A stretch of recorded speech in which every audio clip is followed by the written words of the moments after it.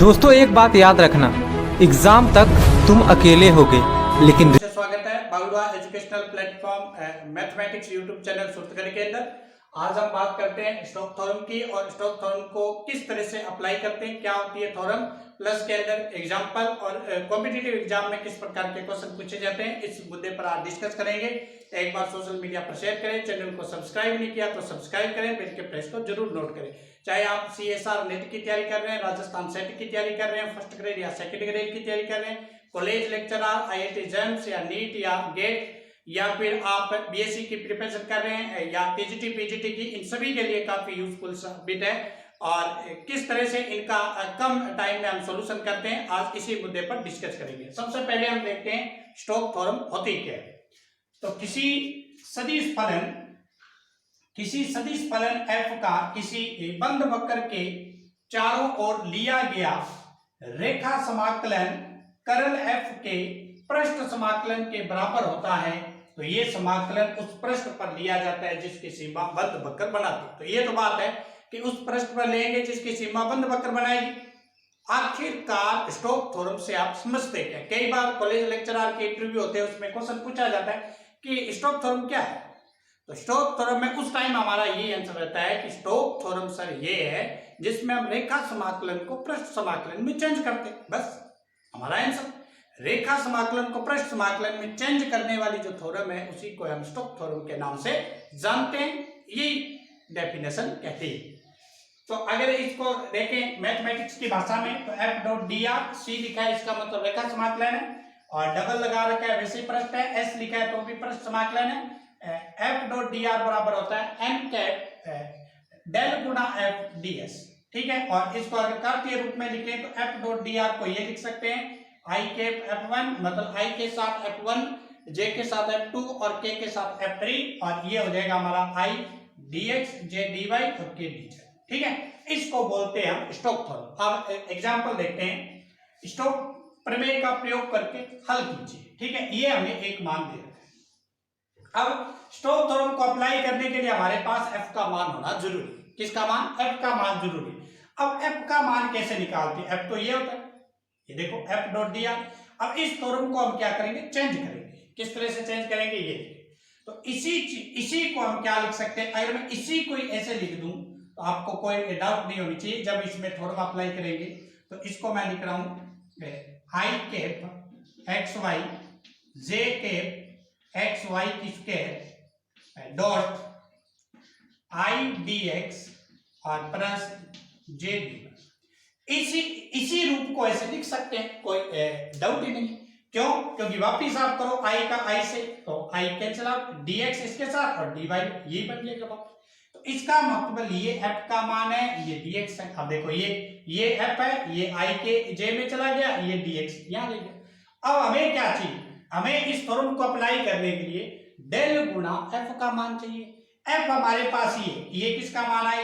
ये वाला f का मान, ये किसका मान है? f का मान। अब हम क्या निकालेंगे? सबसे पहले हम निकालेंगे डेल गुणा में f। अब डेल गुणा f कैसे निकालते हैं? मैट्रिक्स से I J और K, ठीक है। I J K, और यहां होगा del upon del x, del upon del y, del upon del z। I का फंक्शन कितना है? x y, और इसका है x y की स्क्वायर, और z का फंक्शन नहीं है तो 0। सबसे पहले इसको सॉल्यूशन करेंगे तो क्या करेंगे? I के विद रिस्पेक्ट करेंगे, तो ये कैंसिल, इसका 0 से होगा और इसका z का ये भी 0 हो गया, माइनस जे के विद रिस्पेक्ट करेंगे तो ये और ये के, अरे मैट्रिक्स तो 12th में सॉल्यूशन कहते हैं ना, वही है। डेल एक्स इसका करेंगे और y का फंक्शन इसके नाम से नहीं है 0, के वाला देखेंगे तो ये कैंसिल, इसका मतलब x का इसके साथ होगा तो ये तो y स्क्वायर, और इधर हमारे पास y का करेंगे तो ये हो जाएगा माइनस का x, तो y square minus x square. तो इसका मतलब हमारा जो आंसर आया वो कितना आया है? के वाई स्क्वायर माइनस में X, K Y square minus X square. किसका मान आया है? डेल गुना एफ है। और स्टोक्स थ्योरम क्या कहती है?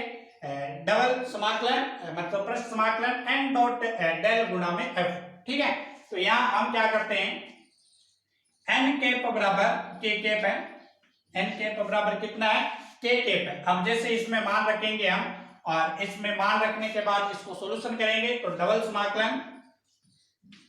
समाकलन एस एन कैप का मान है के हो जाएगा और डॉट डेल गुणा एफ का मान ये रहा, तो ये है के कैप और ये हो जाएगा हमारा वाई इसके माइनस एक्स, और इसको जैसे सॉल्यूशन करते हैं डबल समाकलन और ये हो जाएगा वाई माइनस में एक्स, पीछे क्या चल रहा है dx dy dx, ठीक है ना, dx dy चल रहा है, भैया ये रहा ds का मतलब यहाँ क्या है dx dy।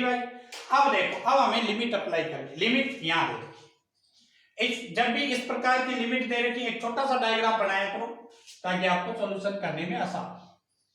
ये मान लेते हैं हमारे पास एक डायग्राम, लिमिट सबसे कम मान -1 से 0 है और दूसरी लिमिट है 1 से 0, उसके बाद है आपके पास इसका मान 0 है और ये है 0 से, ठीक है, और उसके बाद है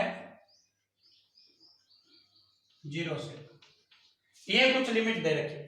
तो अब सबसे पहले हम x की लिमिट देखते हैं, तो आप देखते हैं -1 से लेकर 1 तक, x की लिमिट कितनी है -1 से 1। y की लिमिट आप देखेंगे 0 से 1 तक, 0 से 1 तक, इधर भी 0 से 1 तक, तो y की लिमिट हो जाएगी 0 से 1 तक, ठीक है, y की लिमिट कितनी है 0 से 1 तक। अब देखो, अब ये हो जाएगा -1 से 1 तक, और इसका पहले y के विद रिस्पेक्ट क्या करेंगे इंटीग्रेशन करेंगे, तो ये होगा आपके पास y की क्यूब बटा में 3 -xy और लिमिट है 0 से 1। जैसे ही आप लिमिट अप्लाई कर देते हैं तो ये हो जाता है -1 से 1, लिमिट अप्लाई करेंगे 1/3 हो जाएगा और ये हो जाएगा x, और पीछे क्या है dx, ठीक है, dx पर। अब आपको पता है -1 से सेम लिमिट होती है प्लस माइनस में, तो 2 आगे लगाते हैं, 0 से लिमिट स्टार्ट हो जाती है, तो इसको लिखेंगे 2 0 से 1 तक लिख सकते हैं। और अब x के विद रिस्पेक्ट इसका जैसे इंटीग्रेशन करते हैं, अब हमारे पास 1/3 -h dx, x के विद इंटीग्रेशन करोगे तो आपके पास 2 तो वैसे का वैसा है, ये हो जाएगा 1/3x -x² बटा में 2, और ये लिमिट है 0 से 1। जैसे लिमिट आप अप्लाई करते हैं तो ये हो जाता है 2 आगे वैसे का वैसा, और ये हो जाएगा 1/3 और ये हो जाएगा आपका 1/2, ठीक है। जैसे ही आप लिमिट अप्लाई कर देते हैं तो ये 1/2 से, जैसे ही आप इसको सॉल्यूशन करते हैं तो ये हो जाता है आपका 6, और इसमें भाग लगाएंगे तो 3, जैसे आप लिमिट रखते हैं तो 1/3 और x, हाँ 2 इसके आगे आ जाएगा। तो जैसे ही आप इसको सॉल्यूशन कर रहे हैं तो ये 2 तो वैसे का वैसा ही गुणा में चल रहा है, और 3 2 और -3, इसको हल करेंगे तो ये हो जाएगा आपका सॉल्यूशन करने के बाद इन सभी का सॉल्यूशन करने के बाद फाइनल आंसर जो है 4/3। सॉल्यूशन करने के बाद फाइनल आंसर कितना आएगा 4/3 है। इस तरह से आप देख सकते हैं कि हमने सिंपल वे के अंदर एक क्वेश्चन दिया है स्टोक्स थ्योरम का, 1-2 क्वेश्चन और लेते हैं ताकि आपकी प्रिपरेशन और 4 चांद लग सके, आप अच्छी तरह से कॉम्पिटिटिव एग्जाम के अंदर कम टाइम पे क्वेश्चन अटेम्प्ट कर सके। नेक्स्ट देखें स्क्रीन पे, अभी मजा आएगा ना भिड़ो। क्या बोला है कि f बराबर x² xy j के लिए स्टोक्स प्रमेय का सत्यापन कीजिए। तल z बराबर 0 में स्थित एक वर्ग के चारों ओर लिया गया जिसकी भुजाएं xy बराबर 0 है और xy बराबर a के अनुदिश है। ये हमें सॉल्यूशन के अंदर पूछा जा रहा है। किस तरह से हम सॉल्यूशन करेंगे, पूरी स्टोक्स प्रमेय को हमें डेफिनेशन को सत्यापन करके दिखाना है। तो इसका मतलब स्टोक्स प्रमेय होती है f.dr double integration n cap dot del गुणा f ds।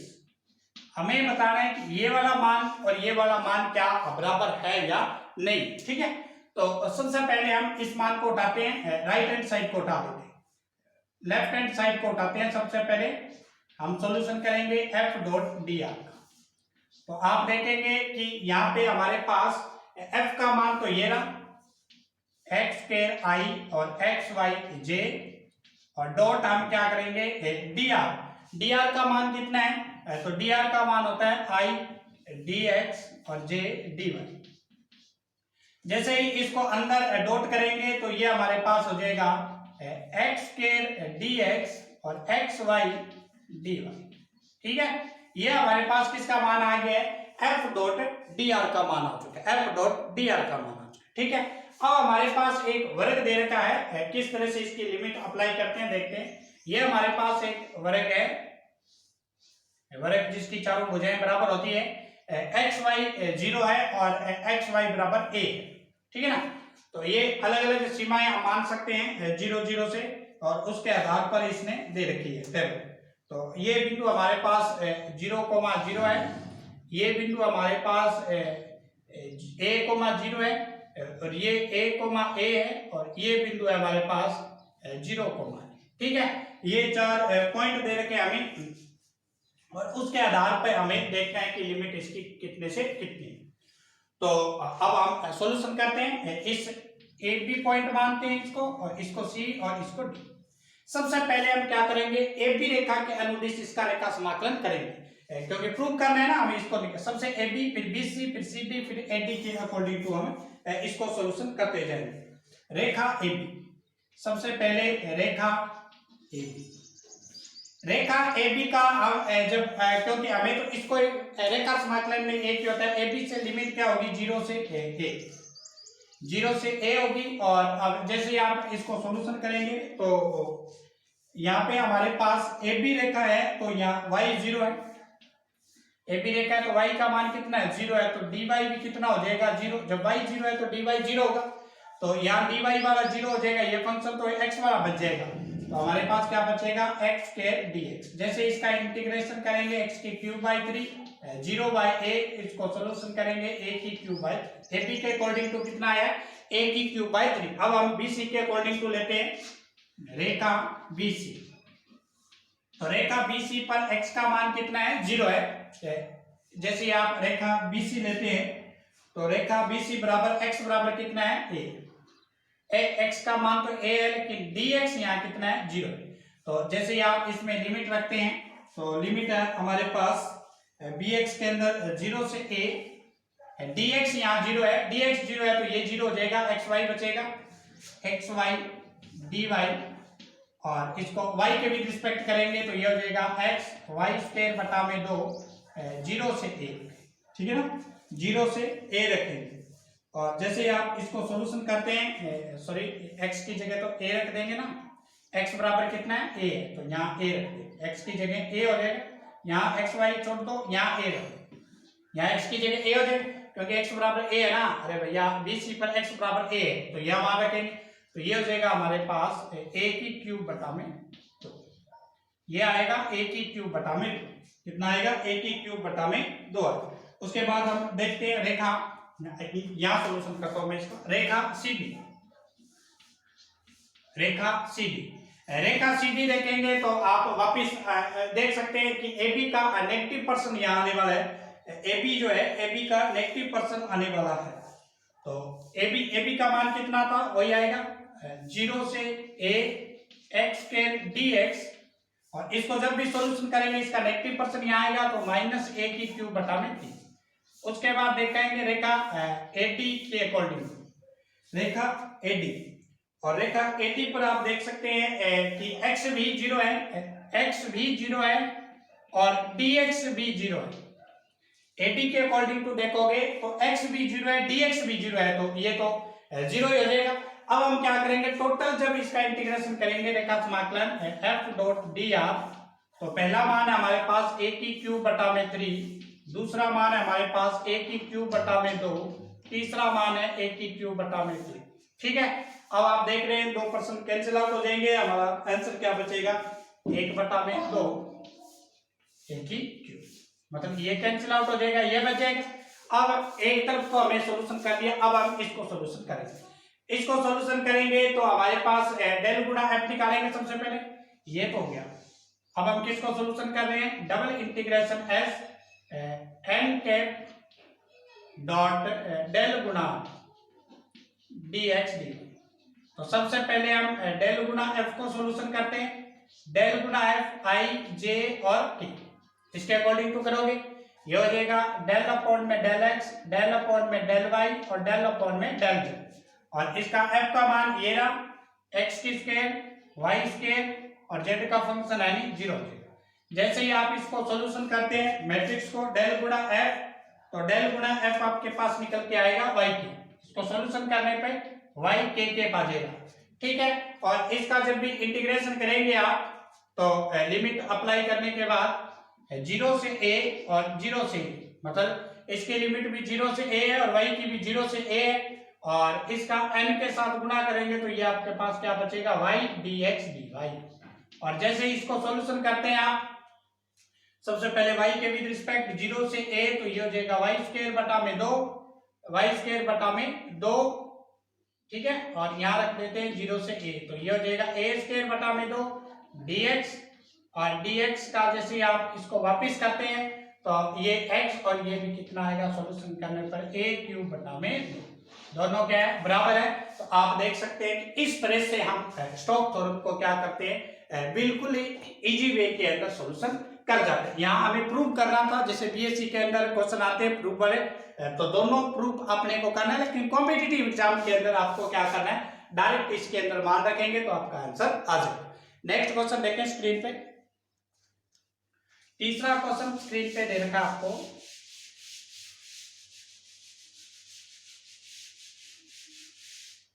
ये क्वेश्चन दे रखा आपको 3 नंबर, इसका सॉल्यूशन देखते हैं। ये सबसे पहले हमारे पास इसको कर्व दे रखा है, एक्स स्क्वायर वाई स्क्वायर बराबर 4, जेड बराबर 2 है और ये वाला मान दे रखा है।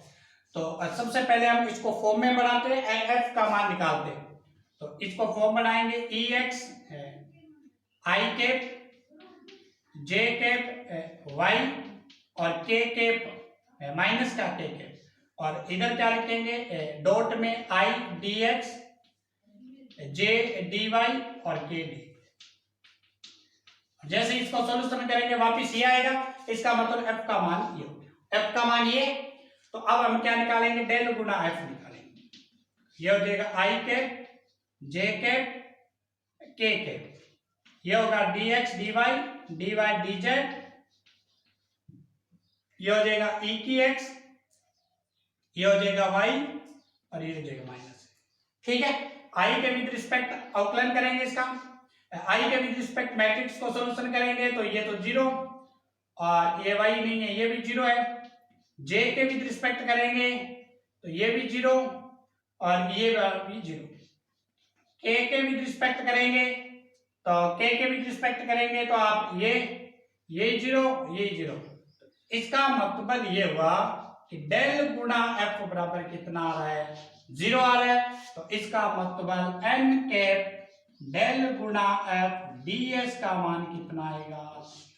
इसको जब स्टोक्स थ्योरम से इसको प्रूव करते हैं, सॉल्यूशन करते हैं, तो आंसर निकल के कितना आएगा, 0 आएगा।